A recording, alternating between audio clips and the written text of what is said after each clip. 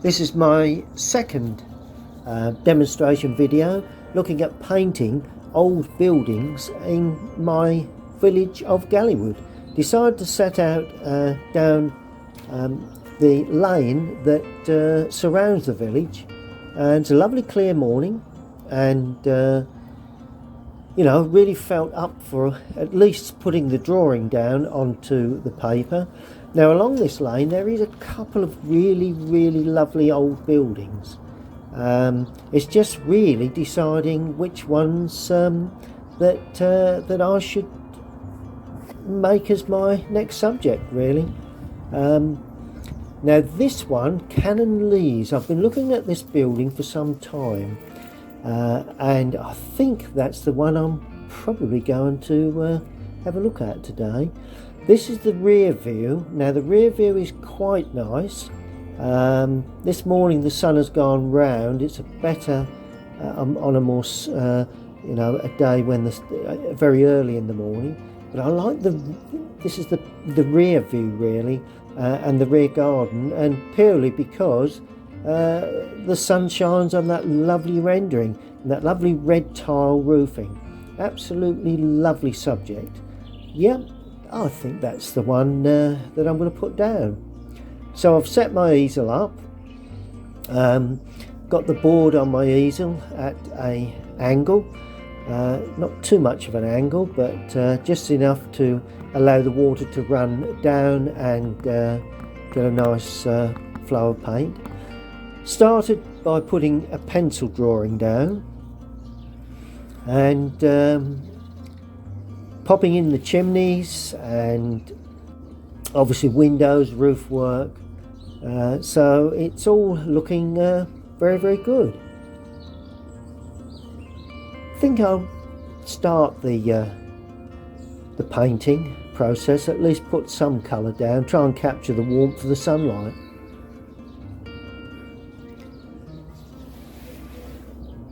Yep, that's the drawing with the trees all either side. Location was very good, in full sunlight, so although it was a cool morning, it was very pleasant to paint.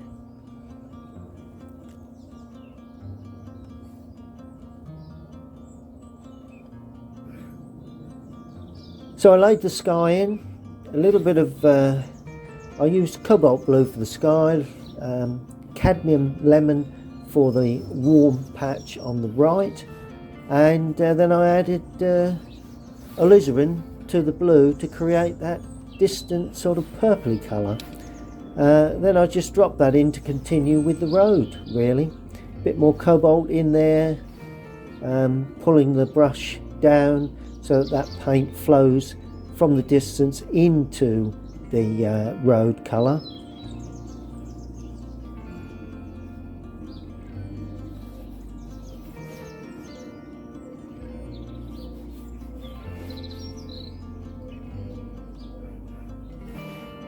Probably put a little more warmer tone onto the road, a little bit more of the alizarin crimson. I always like to have a bit of warmth in the road, in the foreground, as you know. Thought I'd get the colour down actually on the spot, so that we can return to the studio and deal with the rest of it, really. The front of the building has got that lovely cream wash of colour. Just got a little bit of the lean-to there to fill in, because that's it's a nice cream colour, picking up the reflection of the sunlight on that on the morning, really. So just didn't finish around the conservatory, so that's that done. Now I'm going to attend to the hedging, really, either side.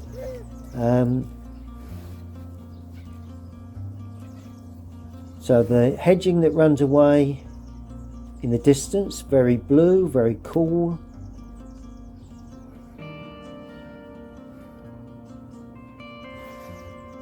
Because I'm using a brush that points well. That's at number 4. It's a Daler Rowney synthetic brush, lovely point to that. Add a little more raw sienna and a little lemon yellow to try and get the greenery as the hedge comes nearer to us. Just lifting off a bit of colour, because there's a bead of colour there. I don't want that to roll back into the sky and create those horrible cauliflower effects. Now I'm going in with a little burnt sienna now. I could see in the distance we'd got some sort of hedging and distant hedging that had got a lot of warmth to it, so I put a little bit of warmth in there, and then it was just the burnt sienna for the still what is sort of autumn sad leafing on a hedge that holds in that left hand side. So altogether I think that's turned out quite nice, and I just can't wait to get home and complete it. Hi everyone, well I've just returned back from a trip where I've laid on basically the base colours, but what I'd like to do now is to lead you through the rest of the painting process. So I've been out, I've sketched the scene, I've put in the basic background colours, sky, distance, bit of indication of some hedging here, and a little bit of distance there. Got trees to put in, building, and trying to get some light through this hedging. So let me lead you through the next stage of this lovely little subject here in Galleywood. Well, here's the setup. I've got the photograph of the lovely little cottage, Canon-Leys, here in Galleywood, and that's basically my materials that I'm going to use. I'm going to use no more than that. A handful of brushes and really just my general paints. So there's the subject on the board. Okay, let's make a start. Good, well the first thing I'm going to do is paint the roof of the building in.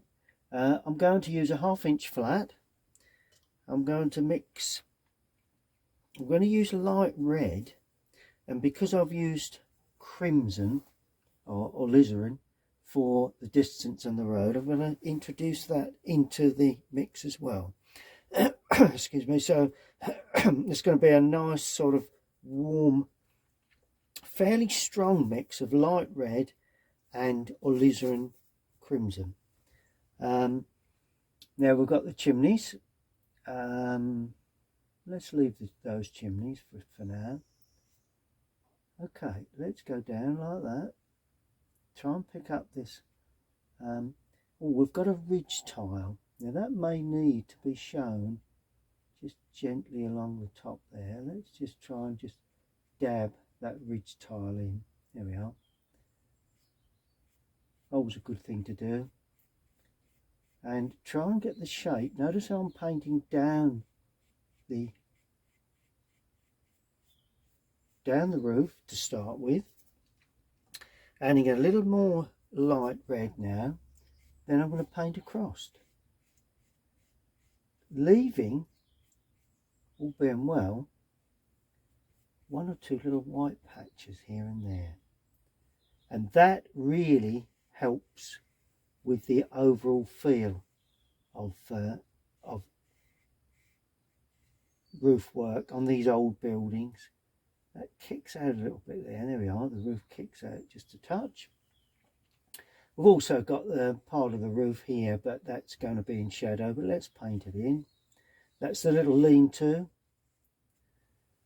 Okay, now I'm going to add burnt sienna to that to get a little bit of texture, a little bit of variation of colour. There we are. Mainly to the top and the right. And then a little bit of burnt umber for some unknown reason. Just feel that adds a bit of age to the roof. in that top right hand corner. Right, now with that burnt umber, with a touch of crimson in there, so it's a darker colour this, I'm going to put in the chimneys. So it's that chimney there, stands out just a touch, got a bit of perspective. Always got to be aware of perspective when we paint. Chimneys, any part of the building really, I suppose, but chimneys are quite a something that people don't, sometimes when you're learning you don't always think, but chimneys do have perspective and just need to be tinkered in, if that's a artistic word. Just tinker those in. Good, okay, so that's that.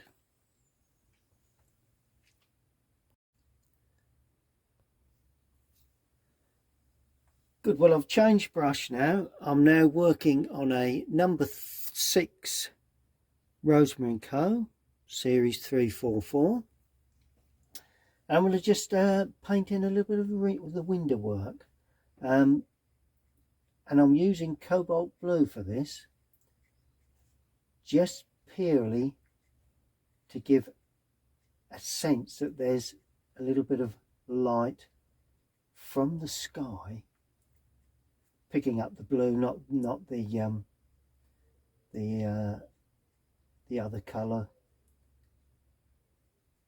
the yellow. I'm picking up the blue.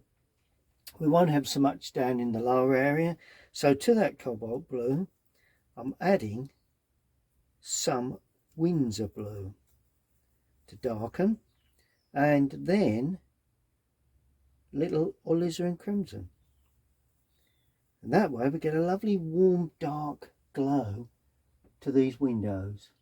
And I'm painting there's 4 across, 2 down, 1, 2, 1, 2. It's a slightly different shaped window. 3 across there, just losing a little bit of the feel of the overall shape, but that's not a problem. Always try and give an impression of windows. If you look very closely, I'm not actually putting every single pane of glass neatly in place. I'm giving an impression of these windows, so they've got light hitting them, reflection, all sorts of things going on in windows. And while I have this mix, I'm going to water it down, so I'm using more water. And I'm going to paint the little lean-to conservatory. Pane of glass, pane of glass, pane of glass, pane of glass.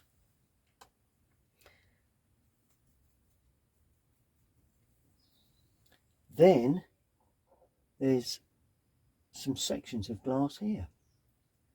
There, there, there, there. There you go. Look at that.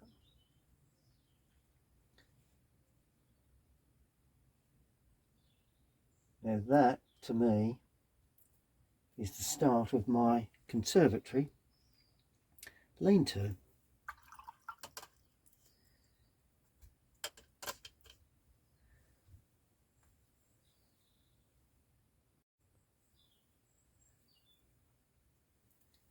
Now, just change brush again to a number 7.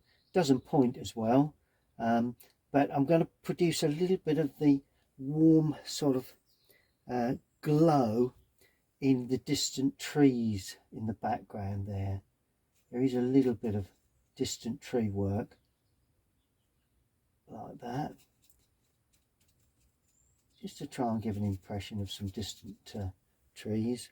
And as we come down, they get a little bit stronger in colour. Watch we don't overpaint that other one there too much. There we go, nice little edge on the side of that. And then we come down to the lower area that gets a little bit cool and a bit blue.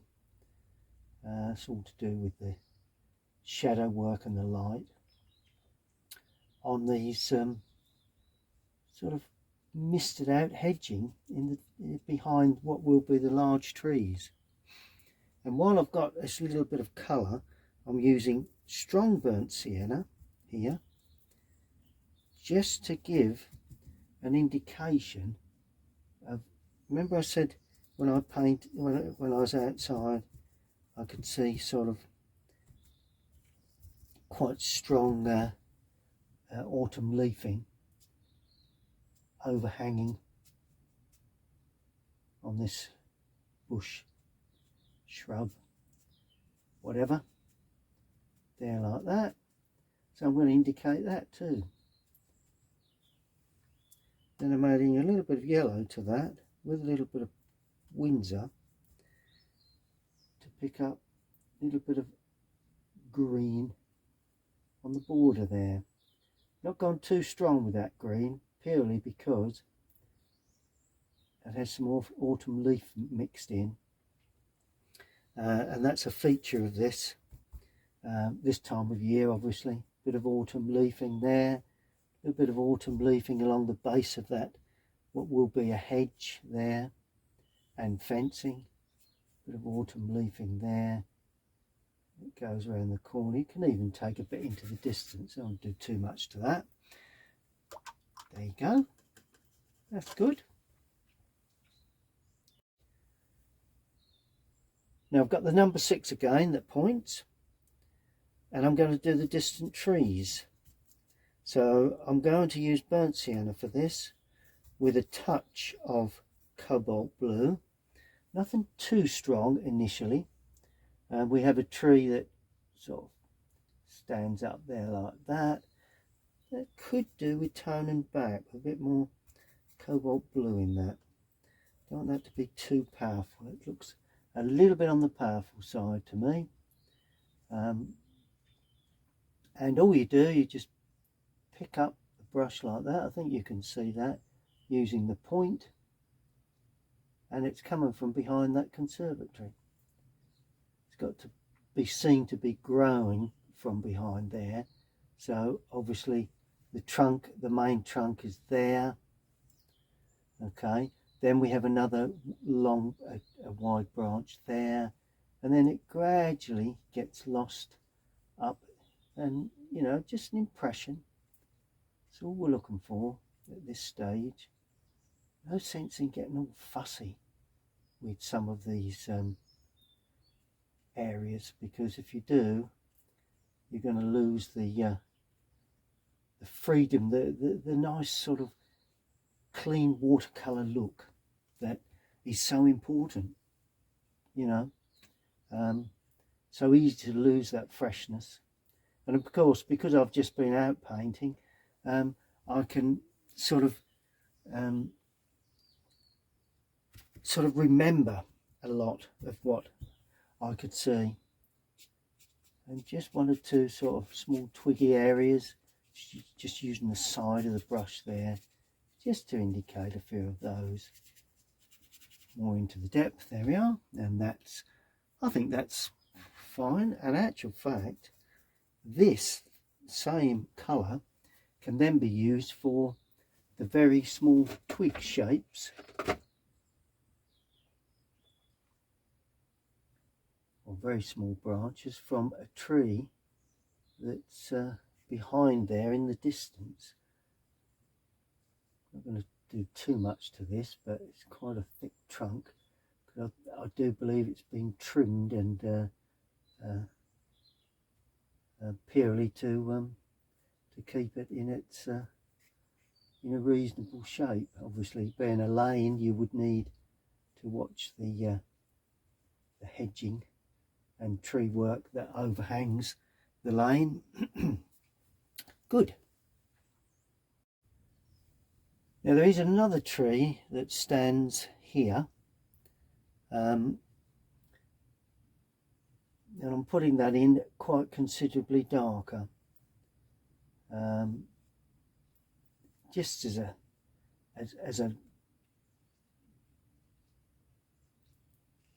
defining feature really in this sort of position, and that runs in front of that one, so consequently goes up like that, and you have branches coming out from the side. There we are, look at that. I love painting trees, particularly when you've got a nice bit of light coming from behind them. You know, that soft blue brown that I put in the background is now beginning to pay dividends, to give depth, and that's always a something to look for when you're painting trees. What's behind the trees, the depth behind the trees. Always important. If you go just straight into white paper, then you've got nothing behind the tree.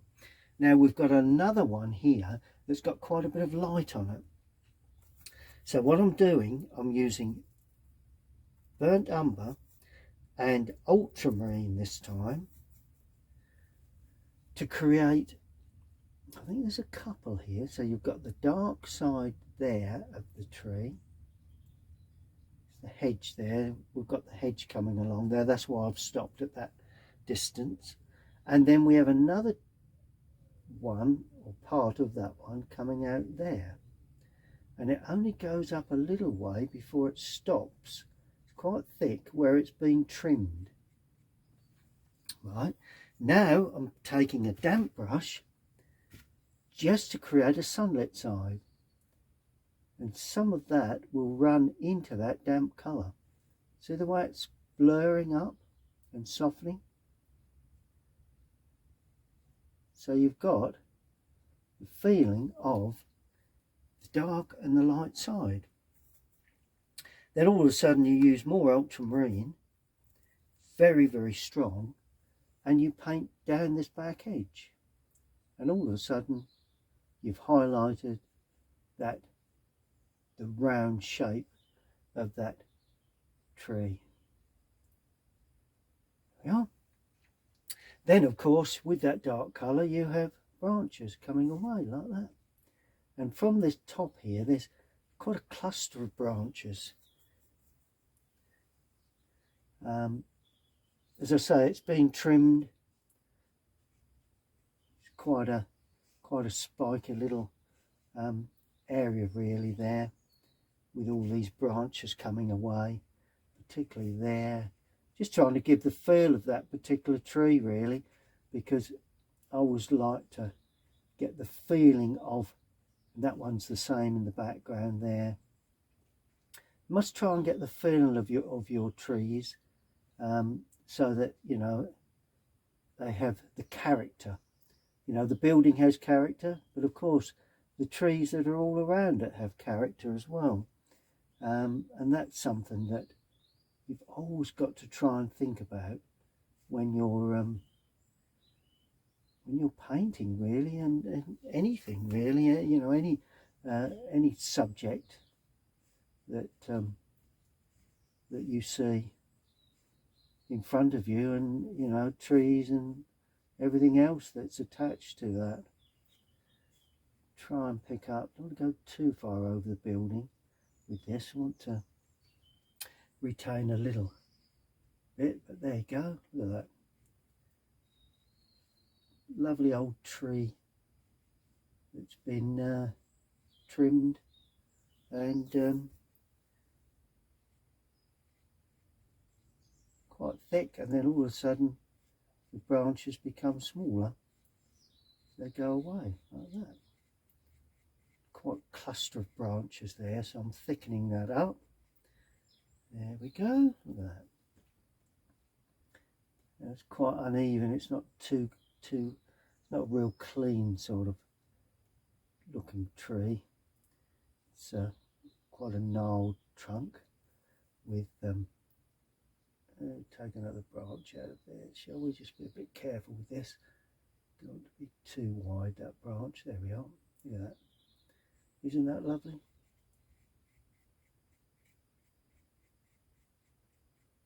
Very spiky around there. Good. That's coming along very, very well.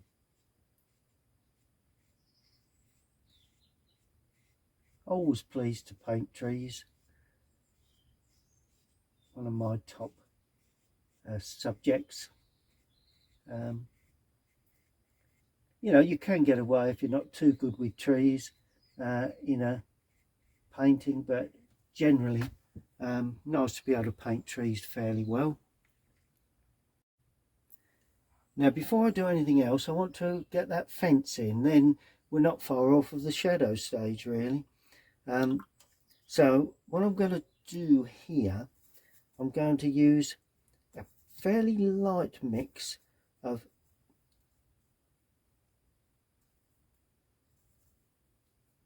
burnt sienna with a little brown in there, because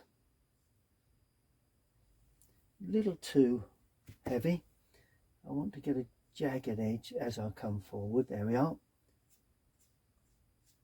Quite light on the top there. That's the hedge as it goes around the corner. We'll have some shadow on that shortly. Then as it turns, it gets quite dark, because we've got a hedging there and fencing like that. It's dark as it goes around that corner.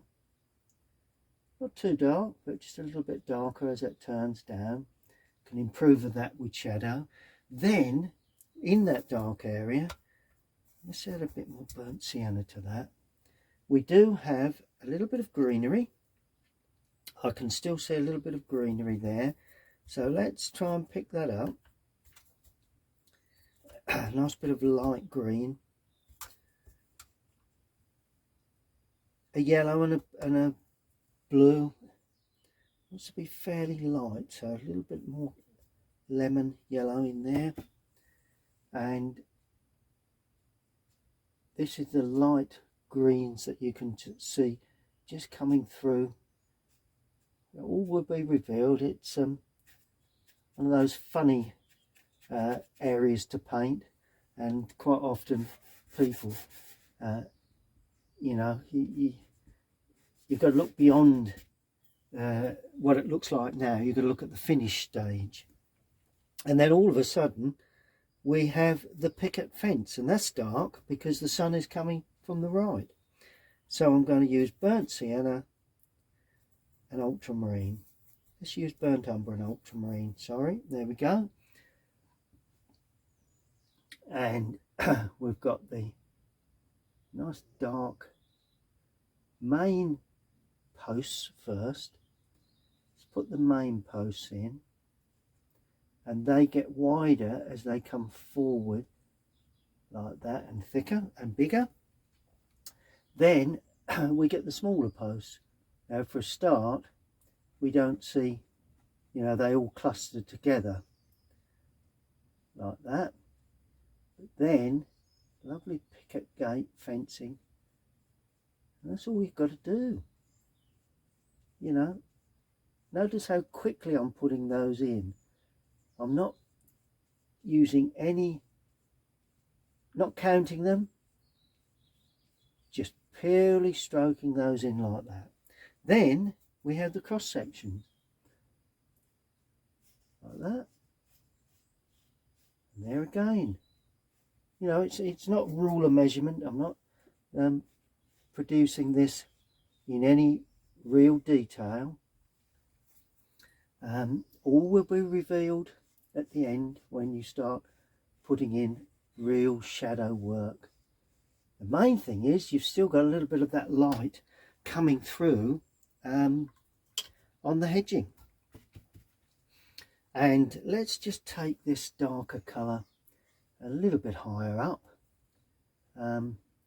just to justify the turn of that hedge. There we are, look at that, that's what it needed. And then I'm just going to have to soften that as it goes around the corner, and just use a little bit of texture. There we are, that's what I wanted, texture. Good, that's very good, quite happy with that. Now I've just painted the door in, just burnt sienna, a little bit of brown in there, and while I've got that burnt sienna, I'm going to add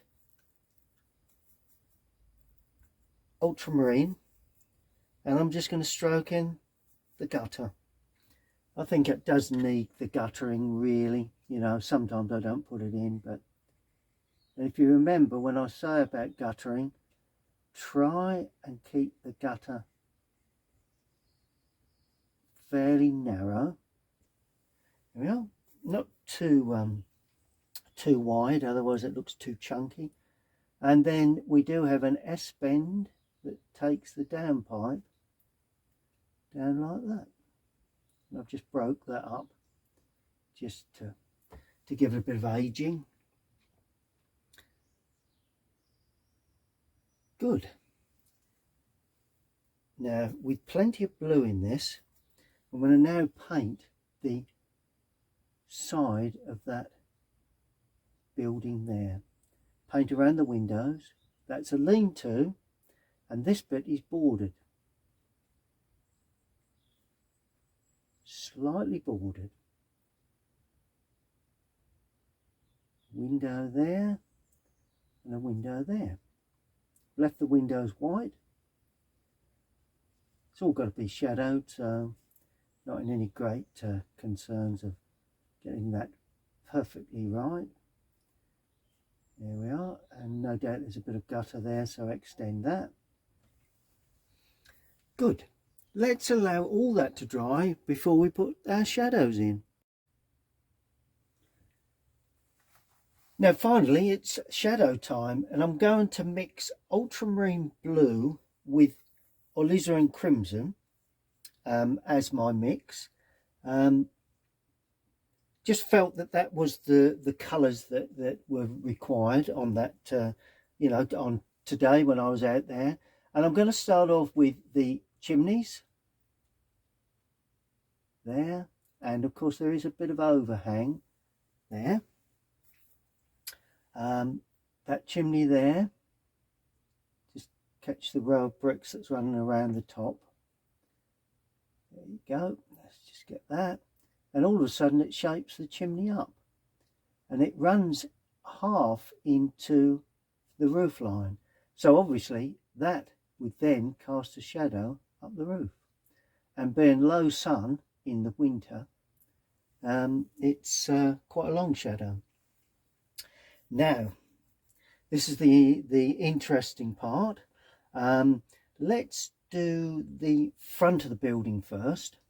So we've got the gutter shadow and the overhang, and that would, because of low sun, that would be at an angle. So there'd be a touch under there, and it would run across like that, and then just sweep it under the gutter line to the end. Let's join that up. There we are. Look at that, and immediately that overhang comes forward. Okay, so that's looking good. Now we do have shadow on the gable end, the back there. So I'm going to paint that in now over, but not right the way over the tree, just where it should be seen there. And then, because of the angle of the sun, most of that will be in shadow, but not all of it, perhaps. Just saying what that, no, that's it. There we are. Not all of it would be in shadow on the roof there. And there is an overhang shadow there. And of course, we'll shadow this completely too. That's the little lean-to, like that. So all of a sudden that comes into shadow. Shadows are very, very important in landscape painting. Now there is a shadow under the porch there, and we've got a little bit of porch support there, so that hangs like that. It comes there like that. Then we have that, then sits like that. It lays underneath like that, and down the reveal of the door. And of course you then have this side that's casting a shadow across the wall like that, and that goes to a point. That is the shadow from the porch overhang. One or two little touches to do to that. Then as we go into the distance, I'm adding a little raw sienna to that mix, just to give it a slightly greeny grey effect, because there is a big shadow running from the back of the build, and I'm going to have that, just going to be a bit careful with this. Oh, it probably runs through the hedging there. You can see it through the hedging. There you go. And yeah, that's it. And of course, across and up and into the distant trees and what have you in the background. And I'm going to soften that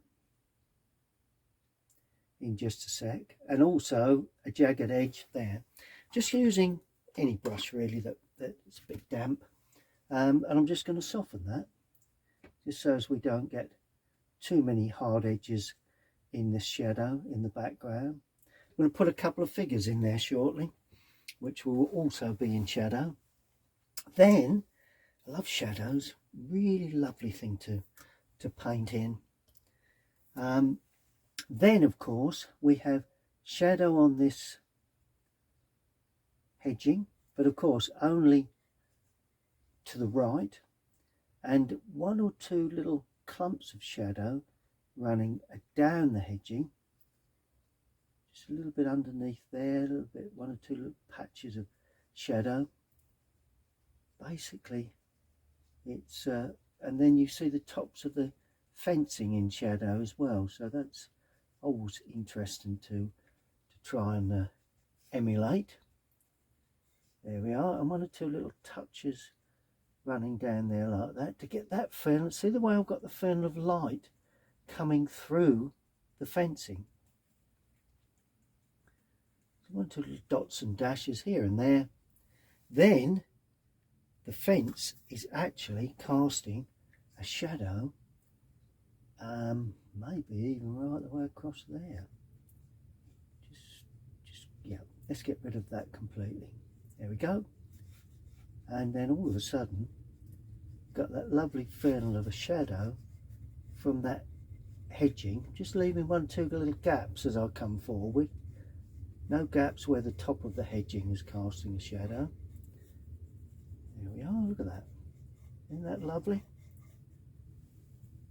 Then I'm adding more blue and more crimson to get a nice, need a bit of dark shadow, more in the foreground here,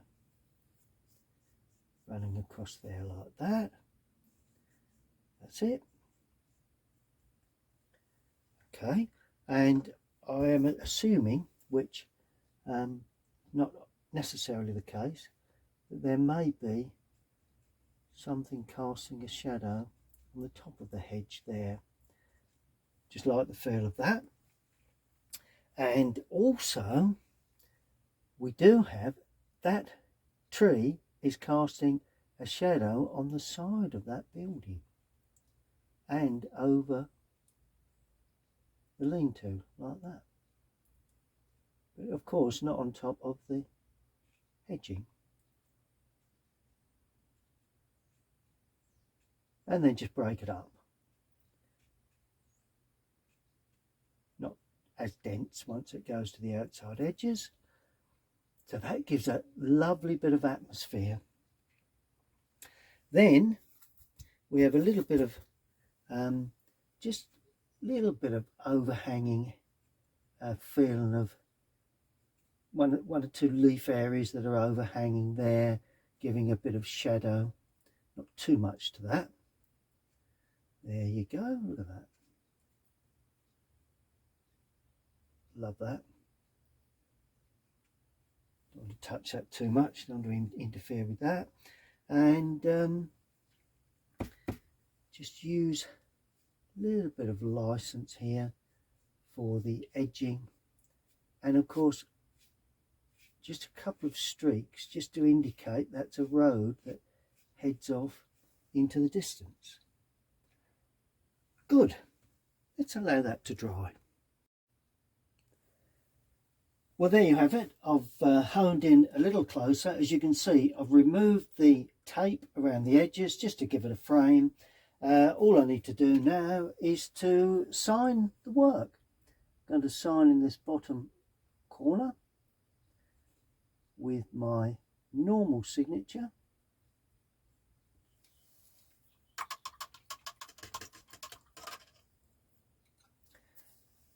Lovely little subject.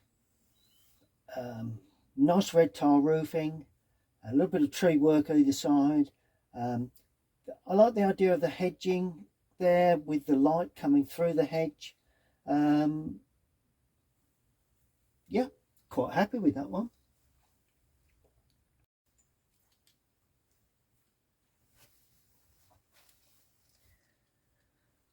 Well, there it is. I hope you've enjoyed that. It's a look at Canon-Leys.